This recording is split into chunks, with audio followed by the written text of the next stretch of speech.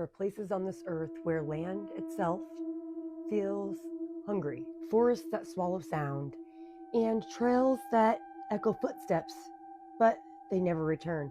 In Vermont, the locals warn people about this place, and they call it the Bennington Triangle. At its center lies one of the most enduring mysteries in American history, the disappearance of 18-year-old Paula Weldon.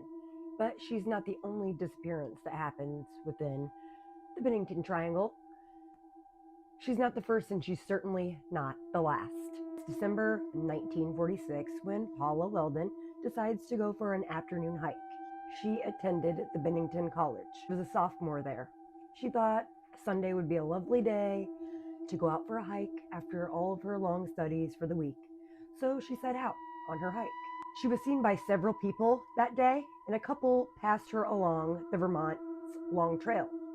She wore a bright red coat, which should have made it easy to spot her in the wilderness out there.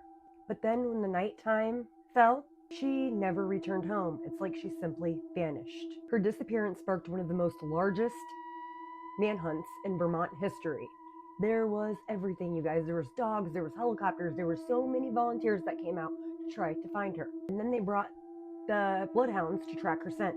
But strangely, the dogs picked up her scent, and as they're following along this dirt path where they're tracking her scent, she seemingly the scent vanished in the thin air. It's as if she walked along this dirt path and vanished. Literally got zapped up by something, or it's literally like she stepped onto a path of nothingness. The airplanes would search and scan the forest. Crews searched the rivers and ravines. But weeks had passed and not a single trace of evidence was ever found about her disappearance. Not any clothing, not any body, not traces of evidence. To this day, Paula's fate remains a complete mystery. Paula's disappearance is only one of the many strange strings of disappearances surrounding this region. There is a swath of wilderness in the Glastonbury Mountains that travels throughout these towns, and people are disappearing left and right mysteriously out of them, never to be found again.